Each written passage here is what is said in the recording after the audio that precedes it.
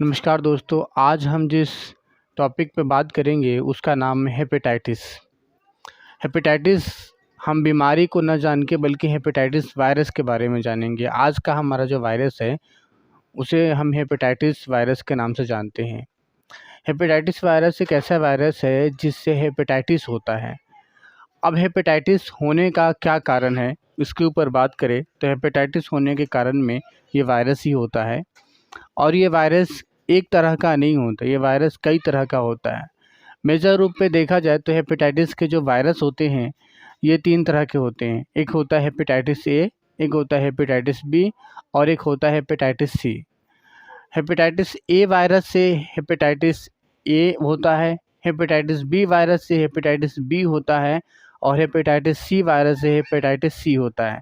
यानी कि हेपेटाइटिस भी 3 तरीके का होता है। हम हेपेटाइटिस इतना कह रहे हैं तो इसका हेपेटाइटिस का मतलब क्या है? हेपेटाइटिस कहने का मतलब है कि लीवर के अंदर इन्फ्लामेशन हो जाना और उस इन्फ्लामेशन के कारण इन्फेक्शन हो जाना। यानी कि लीवर के अंदर इन्फेक्शन अगर हो जाए किसी वायरस के कारण, उसको हम बोलेंगे हेपेटाइटिस। ठीक है, तो यानी लीवर, इस हेपेटाइटिस कहने का मतलब है लीवर के अंदर वायरस से होने वाला इन्फेक्शन, लीवर के अंदर वायरस से होने वाला इन्फ्लामेशन और उससे जुड़ी हुई कॉम्प्लिकेशंस।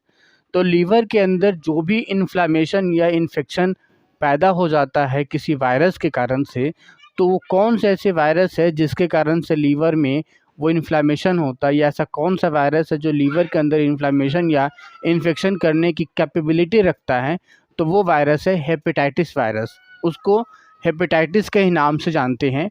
और इसके 3 कैटेगरीज है, जैसे मैंने बताया, ए, बी और सी, और ये तीनों मिलके 3 तरह के इन्फेक्शन या 3 तरह के डिजीज़ कॉज करते हैं, जिसका नाम है हेपेटाइटिस ए, हेपेटाइटिस बी और हेपेटाइटिस सी। तो चलिए आज हम इसी वायरस के बारे में डिटेल से समझते हैं कि ये हेपेटाइटिस वायरस है, ये क्या है, इसका कैसा रूप होता है और ये किस तरीके से डिजीज़ को कॉज करता है। तो चलिए शुरू करते हैं। देखिए, जैसे कि नाम ही है हेपेटाइटिस वायरस, हेपेटाइटिस को अगर हम सॉल्व करें तो हेपैट का मतलब होता है लीवर, यानी कि लीवर सेल को हम हेपेटोसाइट भी बोलते हैं और वहीं से लिया गया है हेपैट। आइटिस का मतलब होता है इन्फ्लामेशन, तो कहीं पर भी इन्फ्लामेशन होगा तो उसके लास्ट में आइटिस शब्द में लिखा जाता है। हेपेटाइटिस कहने का मतलब है लीवर के अंदर, अगर हेपैट का मतलब लीवर हुआ और आइटिस का मतलब इन्फ्लामेशन हुआ, तो इसका मतलब ये निकल के आ जाता है कि लीवर के अंदर होने वाला इन्फ्लामेशन, और इन्फ्लामेशन होता है तो इन्फेक्शन हो रहा होता है, और इन्फेक्शन तो इन्फ्लामेशन, दोनों एक दूसरे से कोरिलेटेड है। और वायरस है तो वायरस जुड़ा हुआ है, यानी कि एक ऐसा हेपेटाइटिस जो वायरस के कारण होता हो, या वायरस एक ऐसा इन्फ्लामेशन जो वायरस का कारण होता हो, उसी को हम हेपेटाइटिस बोलते हैं। और इसी वायरस के बारे में आज हम समझेंगे कि वो क्या है। हम शुरू करें तो देखें कि हेपेटाइटिस जो वायरस होता है, चाहे वो वायरस ए हो, चाहे बी हो, चाहे सी हो, किसी भी तरीके का वायरस देखें तो उसका हम स्ट्रक्चर के बारे में ज़रा सा ध्यान दें तो हमें पता चलता है कि इस हेपेटाइटिस वी जो वायरस है, हेपेटाइटिस वायरस के जो बिल्कुल कोर पार्ट में, बिल्कुल जो अंदर वाला पार्ट में अगर हम देखें तो इसका जेनेटिक मटेरियल पाया जाता है। फिर उसके मीडियम वाला पार्ट होता है, जेनेटिक मटेरियल या जीनोमिक मटेरियल कवर होता है एक प्रोटीन की लेयर से, जिसको हम कैप्सिड बोलते हैं। और वो कैप्सिड भी एक आउटर लेयर से कवर होता है, किसी में होता है किसी में नहीं होता है। तो ये हेपेटाइटिस वायरस है, इसके अंदर भी एक आउटर लेयर की कवरिंग होती है जिसको एनवेलप बोलते हैं। ठीक है, तो अगर हम इसकी जेनेटिक मटेरियल की बात करें तो इसके जेनेटिक मटेरियल में हर एक में या तो किसी में या तो डीएनए पाया जाता है या किसी में आरएनए पाया जाता है किसी वायरस में। लेकिन जो हेपेटाइटिस वायरस है इसके जेनेटिक मटेरियल में डीएनए पाया जाता है, यानी कि इसका जो वायरस है, ये जो अपने अंदर जो जीनोम रखता है, जो जेनेटिक मटेरियल रखता है, वो आरएनए ना रख के डीएनए रखता है। मोस्ट ऑफ द वायरस अपने अंदर जेनेटिक मटेरियल के तौर पे आरएनए रखता है, या तो सिंगल स्टैंड में या डबल स्टैंड में। लेकिन इसके पास, हेपेटाइटिस वायरस के पास जो जेनेटिक मटेरियल है वो डीएनए वाला है, पहली चीज़। दूसरी चीज़, इसके अंदर डीएनए के साथ साथ इसके अंदर एक एंजाइम भी पाया जाता है जिसका नाम है डीएनए पॉलीमरेज। डीएनए पॉलीमरेज, देखिए, पॉलीमरेज शब्द जहाँ पर लिखा रहता है ASE जहाँ पे लिखा रहा है इसका मतलब है एंजाइम, पोली का मतलब होता है बहुत सारा, और मरेज का मतलब है बनाना। यानी कि जो बहुत सारा फॉर्मेशन करे, बहुत सारा बनाए, पॉलीमर बना दे किसी चीज़ की, उसी चीज़ को हम बोलते हैं पॉलीमरेज। तो डीएनए, इसके जेनेटिक मटेरियल के अंदर डीएनए के साथ साथ एक एंजाइम है जिसका नाम है डीएनए पॉलीमरेज, और इस डीएनए पॉलीमरेज की मदद से ये बहुत सारे डीएनए को बनाता है। हमने एक HIV में एक उस HIV जो वायरस है उसके अंदर भी एक एंजाइम होता है RNA डिपेंडेंट डीएनए पॉलीमरेज, जिसको रिवर्स ट्रांसक्रिप्टेज के नाम से बोलते हैं। तो उसका काम क्या होता है, RNA से डीएनए बनाता है। ठीक उसी तरीके से ये डीएनए बनाता है। तो वो आरएनए के ऊपर डिपेंड होता है कि बिना आरएनए से वो डीएनए नहीं बना सकता, लेकिन ये डिपेंड नहीं होता किसी के ऊपर। यानी कि सीधा ये डीएनए पॉलीमरेज रहने के कारण ये सीधा डीएनए बना देता है। ओके, तो पहली फ़ायदा तो इसमें ये है, किसी के ऊपर डिपेंड नहीं है। यानी इसके जेनोमिक मटेरियल में दो चीज़ हैं, एक तो इसका डीएनए है और दूसरा उसमें एक एंजाइम है जो डीएनए को कई साइकिल में कई सारे डीएनए बनाता है। ये जो जेनेटिक मटेरियल जो कवर्ड है इसका नाम है कैप्सिड, जिसके कोर वाले पार्ट में कैप्सिड पाया जाता है। और इस कैप्सिड के बारे में हम पहले भी जान चुके हैं कि कैप्सिड हमेशा हर वायरस का प्रोटीन से मिलकर बना होता है जो जीनोमिक मटेरियल को प्रोटेक्शन देता है। अब बाहर की बात करें तो कोर वाले पार्ट या कैप्सिड के बाहर एक और लेयर होती है जो लिपिड का और प्रोटीन के मिलने से बनता है। और ये लिपिड और प्रोटीन के मिलने से तभी बनता है जब एक वायरस किसी दूसरे होस्ट के अंदर जाने की कैपेबिलिटी रखता है या एंटर करता है। अगर एक वायरस किसी होस्ट के अंदर, किसी दूसरे सेल के अंदर जाने की कैपेबिलिटी नहीं रखता तो एनवेलप बना ही नहीं पाता, क्योंकि उसका फंक्शन यही होता है, इस एनवेलप का फंक्शन यही होता है एंट्री करना। पहली चीज़ कि एंट्री किस में करता है, तो किसी होस्ट सेल में एंट्री करता है। ये होस्ट सेल में एंट्री करने के लिए इसको एक कवर चाहिए। होस्ट सेल किसी भी दूसरे जीव का, मान लीजिए एक दूसरे जीव का ये एक सेल है, इसके अंदर अगर होस्ट सेल के अंदर अगर इसको एंट्री करना है तो होस्ट सेल की जो ये सेल मेम्ब्रेन है इसकी इंटीग्रिटी को इसको तोड़ना पड़ेगा। चाहे तोड़ने के अब दो तरीके हैं। पहला तरीका ये कि इसको जाके लाइगेज तोड़ दे, ब्रेक डाउन कर दे, इसको हटा दे, या फिर दूसरा तरीका क्या है कि इसको पंक्चर कर दे। या फिर इसमें ये देखिए तो सीधा के सीधा जैसा इसका इंटीग्रिटी है, इस सेल मेम्ब्रेन जिस चीज़ से मिलके बना है, ऐसा ही कुछ एक ऐसा ही स्ट्रक्चर बना ले कोई वायरस, और इस सेल को ये समझने में कंफ्यूज करा दे कि वो बाहर से जो भी कुछ आ रहा है वो इसी सेल का पार्ट है। मतलब वो ये सेल ये समझे, होस्ट सेल, कि ये मेरा ही पार्ट है, मेरे ही सेल मेम्ब्रेन का पार्ट है। तो ऐसा अगर हो तो आराम से कोई भी सेल, कोई भी बाहर की चीज़ें अंदर चली जा सकती है। या तो इसको नुकसान कर दे, तोड़ के अंदर जाए, और नहीं तो तोड़े नहीं तो सीधा वैसे जाए। अब कोई वायरस है जैसे कि हेपेटाइटिस का वायरस है, ये अगर ये तोड़ देता है, अगर ये तोड़ देगा तो इसका नुकसान क्या होगा?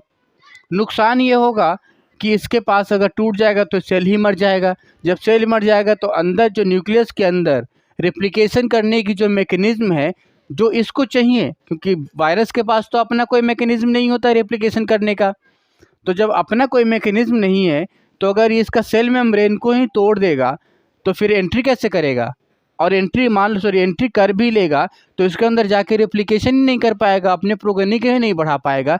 इसलिए वायरस इसको तोड़ता नहीं। किसी भी होस्ट सेल के मेम्ब्रेन को वायरस कभी नहीं तोड़ता, बल्कि तोड़ने की बजाय वो क्या करता है, उस सेल की जो इंटीग्रिटी होती है, यानी वो सेल मेम्ब्रेन जिस चीज़ से मिलके बना है वैसा ही स्ट्रक्चर अपने अंदर डेवलप कर लेता है। क्योंकि इसके अंदर जाने के दो ही तरीके हैं, या तो इसको नुकसान करके जाओ, इसको तेल तोड़ के जाओ इसको, और नहीं तो इसी के जैसा बना लो ताकि ये समझ ही ना पाए कि ये मेरा है कि बाहर का है। ये समझे कि ये मेरा ही अंग है, मेरे ही सेल का पार्ट है, तो ये कंफ्यूज हो जाए। तो वायरस यही तरीका अपनाता है, इसको तोड़ने की बजाय अपने चारों तरफ एक लेयर डेवलप कर लेता है, और यहाँ पे हर एक सेल के पास अपना एक रिसेप्टर्स होते हैं जो केमिकल मॉलिक्यूल के रूप में होते हैं। और हम जानते हैं कि हर एक होस्ट सेल ये दो चीज़ से मिलके बना होता है, एक तो प्रोटीन से और दूसरा लिपिड के बाइलेयर से, लिपिड के दो मॉलिक्यूल से मिलके बना होता है। तो इसके पास प्रोटीन तो है, लिपिड की कमी पड़ती है, तो इसके लिपिड और इसके प्रोटीन इन दोनों के कॉम्बिनेशन से एक लेयर बना लेता है जिसको हम एनवेलप के नाम से बोलते हैं। अब ये एनवेलप में दो चीज़ें पाई गई, एक तो उसका प्रोटीन हो गया और यहाँ से लिया गया लिपिड हो गया। तो ये लिपिड और प्रोटीन और इसमें भी लिपिड प्रोटीन है, तो इस तरीके से इसका कॉम्प्लेक्स मॉलिक्यूल सेल मेम्ब्रेन का और इसका एनवेलप का कॉम्प्लेक्स मॉलिक्यूल लगभग सेम से हो गए। तो आराम से एक वायरस जब किसी होस्ट सेल के कांटेक्ट में आएगा तो सीधा उसको समझ में ही नहीं आएगा इस सेल को, और सीधा इससे अटैच हो जाएगा। इसका रिसेप्टर दोनों बाइंड कर लेंगे लाइगेंड करके, और एक ही जैसा मान के ये सीधा इसको अंदर लेके चला जाएगा इस वायरस को। अब वायरस अंदर जाएगा, यहाँ पे आप जो भी चीज़ें होना है रेप्लिकेशन का, कि इसके जो अपने वैक्यूल्स वगैरह रिलीज होंगे, एंजाइम वगैरह रिलीज होंगे इसके, फिर वैक्यूल्स को अंदर तोड़ देंगे।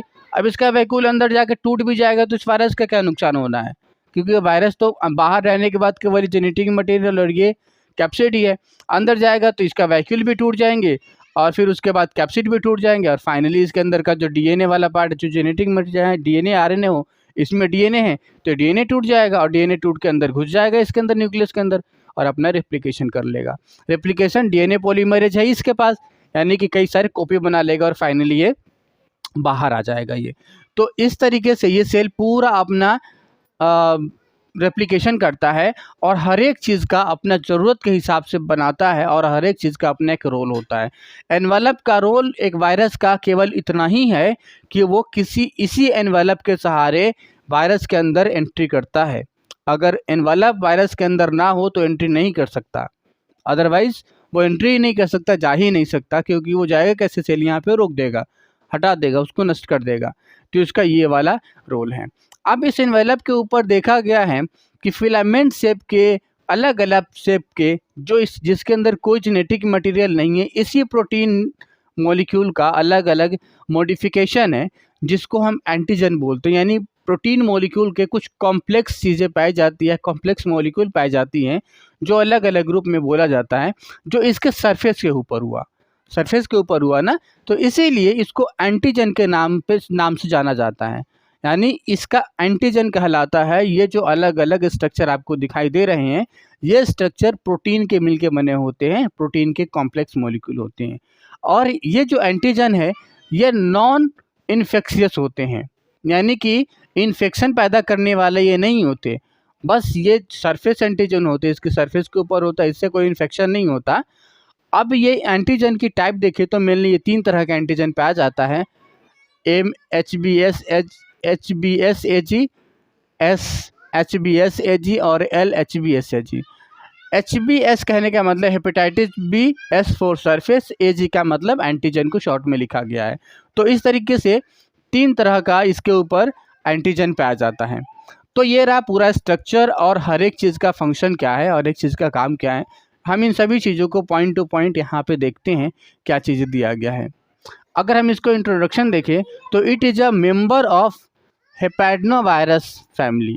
वायरस के कैटेगरीज है, उसमें एक नाम है हेपेडना वायरस। ये इस कैटेगरी में ये वायरस अपने आप को लाई करता है। हेपेडना कहने का मतलब है जो लीवर को इन्फेक्ट करता हो, हेपेटोसाइट से लिया गया है, यानी कि लीवर को नुकसान करने वाले वायरस का कैटेगरीज बनाया जाए तो उस कैटेगरीज में, उस फैमिली में अपने आप को लाई करता है, इसलिए इसको बोला गया है। कंटेन यानी कि इस वायरस के अंदर क्या क्या चीज़ें पाई जाती हैं, तो इसका पहला चीज़ जीनोमिक मटेरियल की बात करें तो इसके अंदर डीएनए पाया जाता है, और दूसरा चीज़ डीएनए पॉलीमरेज पाया जाता है, जैसे कि मैंने बताया है आपको। इसके कोर वाले पार्ट में कैप्सिड पाया जाता है जो प्रोटीन के मिलके बना होता है, और ये कवर करता है जीनोमिक मटेरियल को। फिर इस कोर वाले पार्ट के ऊपर एक लेयर पाई जाती है जिसको हम लिपिड बाय लेयर और प्रोटीन का मिलकर बना होता है, जिसको एनवेलप बोलते हैं। ये composed of lipid by layer और प्रोटीन का। इसका फंक्शन की बात करें तो बाइंडिंग करता है और वायरल की एंट्री करता है। यानी कि वायरल की एंट्री के लिए तो मैंने बताया बाइंडिंग, यानी कि इसके ऊपर सरफेस एंटीजन है, सरफेस एंटीजन रहेगा और इसके एंटीजन होस्ट सेल का एंटीजन, इन दोनों आपस में बाइंड करेंगे तभी तो पहचान के आप अंदर लेके जाएंगे, तो बाइंडिंग का भी काम करता है ये।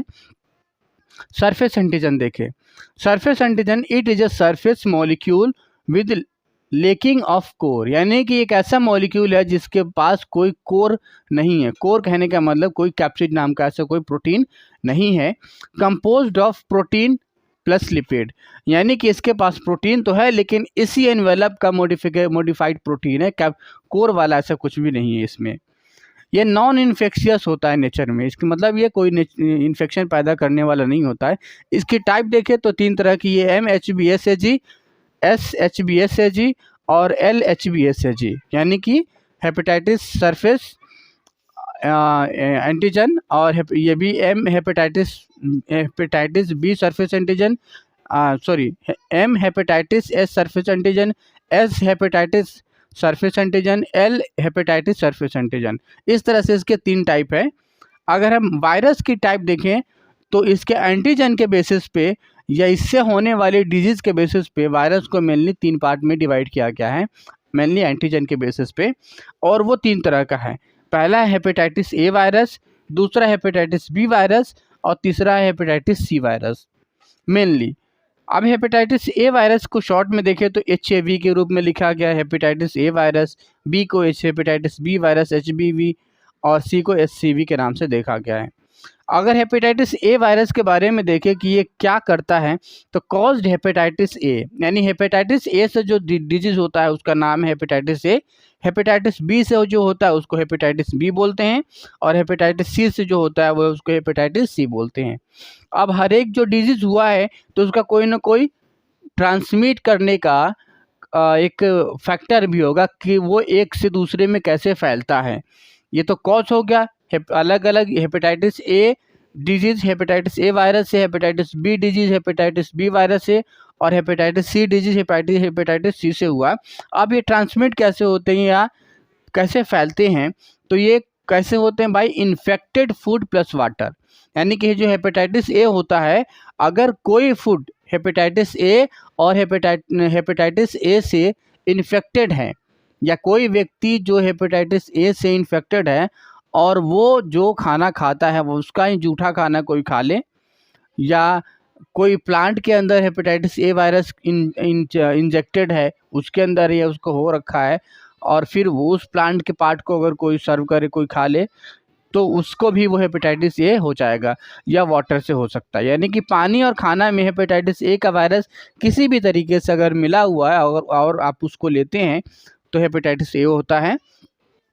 अगर हेपेटाइटिस बी की बात करें तो ये ब्लड से, सीमेन से और बॉडी के जितने भी फ्लूइड्स होते हैं, थूक हो गया, खखार हो गया, गले का बलगम हो गया, स्पूटम हो गए, इन CSF फ्लूइड हो गया, यानी कि बॉडी के जितने फ्लूइड वाला पार्ट्स है उससे ये ट्रांसमिट होता है हेपेटाइटिस बी वायरस। और हेपेटाइटिस सी की बात करें तो ये परक्यूटेनियस इन्फेक्शन से होता है। परक्यूटेनियस इन्फेक्शन का मतलब है कि चमड़ी के अंदर, स्किन के अंदर कोई इन्फेक्शन हो जाए, यानी इन्फेक्टेड अगर पार्टिकल है जो हेपेटाइटिस सी से, यानी मान लीजिए किसी पर्सन को हेपेटाइटिस सी वायरस हुआ है, उसको जो सिरिंज लगाया गया, जो नीडल लगाया गया, वही नीडल से अगर किसी दूसरे व्यक्ति को अगर लगाया जाए तो क्या होगा, वही वायरस उस जिसके अंदर था दूसरे व्यक्ति के अंदर चला जाएगा उसके स्किन के थ्रू। तो ये जो ट्रांसमिट हुआ तो उसको हम बोलते हैं परक्यूटेनियस इन्फेक्शन।